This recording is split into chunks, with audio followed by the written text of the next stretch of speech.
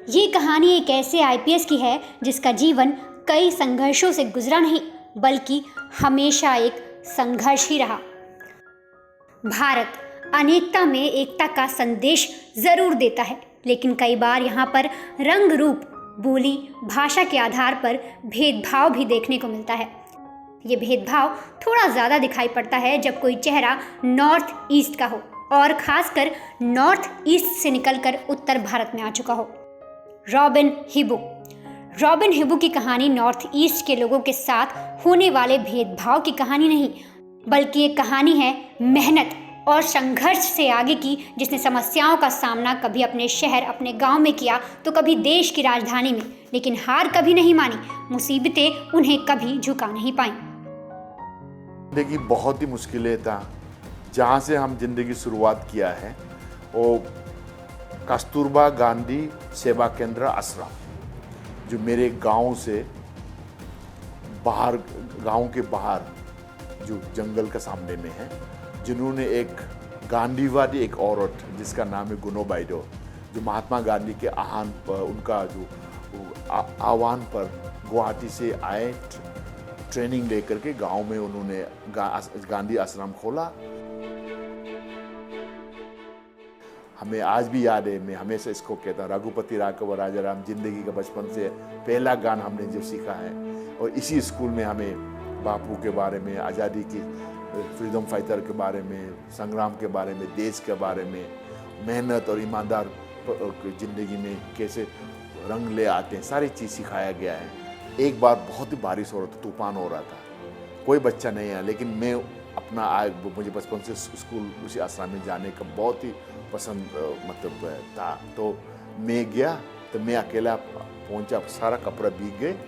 तो उस सेविका ने मुझे गले लगाया, बोला कि बेटा तुम आगे बढ़ेंगे, ऐसा मेहनत करते रहना, तुम इतना बारिश तूफान में भी आया पढ़ने के लिए।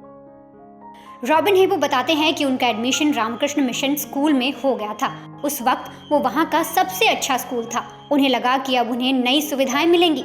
वो बहुत खुश थे, लेकिन जैसे ही वो स्कूल पहुँचे, उनसे कहा गया कि वो अगले साल आएं, इस बार उनकी एंट्री नहीं हो सकती।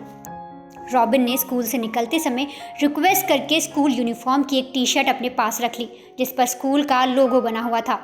रॉबिन को बाद में पता चला कि उनकी सीट किसी नेता के बेटे को दे दी गई थी। 5 साल तक रॉबिन ने स्कूल की उस टी शर्ट को संभाल कर रखा। कई दिन तक वो इसी टी शर्ट को देखकर रोते भी रहे।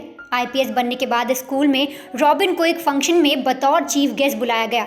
रॉबिन वहां शामिल हुए, लेकिन मंच पर उन्होंने अपने साथ हुए भेदभाव का किस्सा सुना डाला। 5वीं क्लास में किया था, तो डिस्ट्रिक्ट में मुझे सेलेक्ट हो गया कि रामाकृष्ण मिशन स्कूल नरोत्तम नगर के लिए। बहुत ही खुशी हुआ। उस स्कूल में पहुंच करके वहाँ में अच्छा वातावरण है, हॉस्टल है, बहुत टीचर सारे हैं, सब कुछ ठीक ठाक है।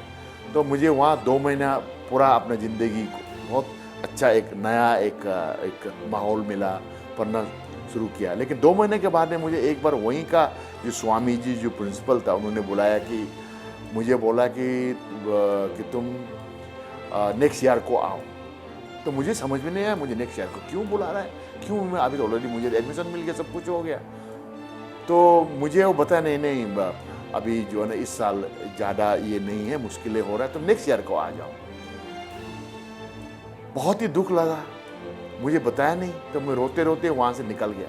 बाद में पता चला मेरे जगह पे किसी नेता का बेटा को एडमिशन कराने के लिए मुझे वहाँ से निकाला गया। बदनसीब था कि मेरे गांव में एक बार आग लग गया, उस समय में ये सर भी जल गया।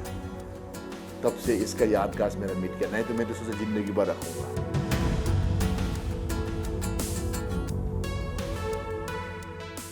जाते जाते मैं आंख में आंसू भरी उन स्वामी जी को यही बोला कि मुझे उस स्कूल का टी शर्ट को ले जाने दीजिए। टी शर्ट को मुझे लेने दिया, अपना बॉक्स को उतारते हुए वही बस आश्रम में वापस पहुंचा। शर्म भी लगा, बहुत दिल भी दुख हुआ, टूट गया दिल। और वही टी शर्ट को हर शाम को देख देख के रोते थे हम कि मेरा क्या गलती है, मुझे वहाँ से निकाल दिया गया। आज भी मुझे याद है जब मैं आईजीपी बन करके मुझे उसी नरोत्तम नगर स्कूल में जो चीफ गेस्ट के लिए बुलाया था मुझे स्कूल का फंक्शन में, उसमें हमारा होम मिनिस्टर भी था, अब वो दुनिया पे नहीं है। एक तरफ पे दिल में गुस्सा भी लगा, बहुत ही क्या कहते हैं ना, आग बबूला भी हो गया, लेकिन सोचा नहीं, मेरी कहानी को उस बच्चों तक पहुंचाना जरूरी है, क्योंकि मेरे जैसे और भी कितने लोग होंगे जो गरीब है, सब कुछ जो जिंदगी में आगे बढ़ना चाहते हैं, कहीं ना कहीं पक्षपात हो करके किसी को किसी में दाल दूल करके इस तरह के मेरे साथ जैसा जुल्म हुआ होगा, तो इसीलिए मैंने मन मना में आऊँगा। रॉबिन दिल्ली में यूपीएससी की तैयारी कर रहे थे। उसी वक्त गांव में उनकी छोटी बहन की डेथ हो गई, लेकिन किसी ने उन्हें बताया ही नहीं। आईपीएस बनने के बाद जब रॉबिन गांव पहुंचे तो उनको इस बारे में बताया गया। इसके बाद वो कई दिन तक अपनी बहन की कब्र पर जाकर बैठते और घंटों तक रोते रहते। जब हम जेएनयू में जब हम यहाँ में यूपीएससी के लिए पढ़ रहा था, मेरी बहन का देहांत हो गई थी, लेकिन मेरे घर वालों ने बताया भी नहीं, क्योंकि वो मेरा सबसे प्यारी बहन थी जो मुझे बहुत प्यार करती थी। मैं जब मुझे घर में आया, जब पता चला कि आईपीएस बनने के बाद कि मेरी बहन अब दुनिया में नहीं रही, बस मैं छोटी बहन को जहाँ जहाँ मैं ले जाती थी, और आज भी ये बताऊंगे, जब उनको सबसे जो इंजेक्शन लेने जाती थी, उसका इंजेक्शन का नाम है पेनिड्योर, तो जब मैं पता चला कि बहन नहीं है, तो हम बस, मैं उस समय में क्या महसूस हो रहा था मैं बयान नहीं कर सकता हूँ। बस ये कह सकता तो लगता है कि दुनिया ही मेरे पैर के सामने से फिसल गया है। बस अपने छोटी बहन का जहाँ पे उनका जो अंतिम संस्कार किया गया है, जहाँ पे छोटी बहन जाती थी, कुछ दिन तक बहुत उदास भरी जिंदगी, खालीपन जिंदगी बिला अपने छोटी बहन के याद में, लेकिन आज भी भूली नहीं है छोटी बहन का। मेरे पास फोटो है, एक मजूमदार नाम आईएएस ऑफिसर, वहाँ का जो है ना उस समय में जो इंचार्ज था, वो आया, तो मैंने कहा कि सर ये मेरा जेएनयू का एंट्रेंस का है, मैं इंटरव्यू के लिए आया हूँ, मेरा कोई नहीं है दिल्ली में, मुझे सोने के लिए कहीं जगह दे दो। रॉबिन कहते हैं कि जिन दिक्कतों का सामना उन्हें दिल्ली में करना पड़ा, वो नहीं चाहते कि कोई भी नॉर्थ ईस्ट से आया हुआ शख्स ऐसा भेदभाव सहे। लोगों की मदद करने के लिए उन्होंने हेल्पिंग हैंड नाम का एनजीओ भी शुरू किया है। इसके जरिए वो न सिर्फ नॉर्थ ईस्ट के लोगों की मदद करते हैं, बल्कि युवाओं की पढ़ाई, नौकरी और उनके इलाज का इंतजाम करते हैं। वो लोगों को ये भी सिखाते हैं कि किस तरीके से दूसरे स्टेट के लोगों के साथ उनके कल्चर को समझकर घुल मिलकर रहना चाहिए। रॉबिन कहते हैं कि हम सबसे पहले नॉर्थ ईस्ट के युवाओं को उस स्टेट की भाषा सिखाते हैं जिस स्टेट में वो पढ़ाई करने या काम करने जा रहे होते हैं। आपको बता दें कि रॉबिन को कई अवार्ड मिल चुके हैं। साल 2010 और 17 में उन्हें राष्ट्रपति मेडल से नवाजा गया था, तो वहीं भारत सरकार का अति उत्कृष्ट सेवा पदक उन्हें साल 2021 में मिल चुका है। अरुणाचल प्रदेश की सरकार से उन्हें 2003 और 2009 में गोल्ड मेडल मिला था। साल 1998 और 99 में यूएन पीस मेडल भी ये अपने नाम कर चुके हैं। इसके साथ ही Guinness book of world record में भी रॉबिन का नाम दर्ज है।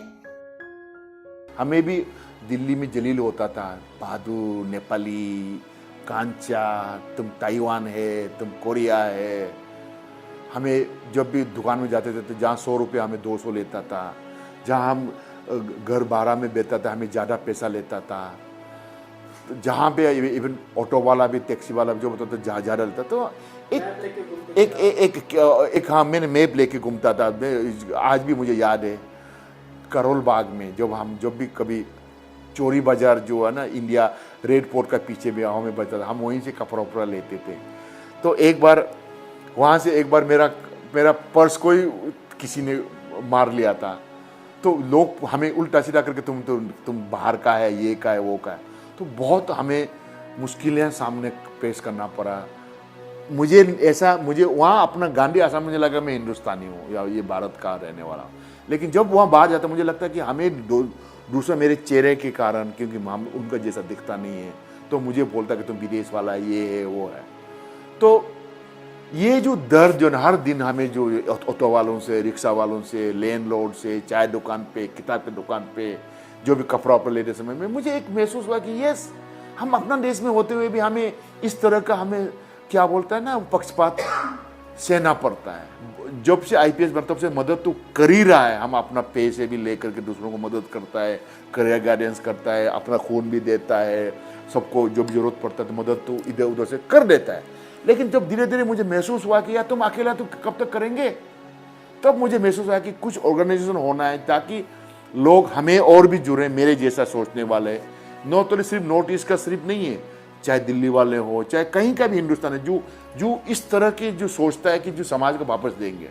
तब हम लोग ने 2015 को ये आइडिया, इस बात को लेकर के हम लोग ने हेल्पिंग हैंड का रजिस्टर किया।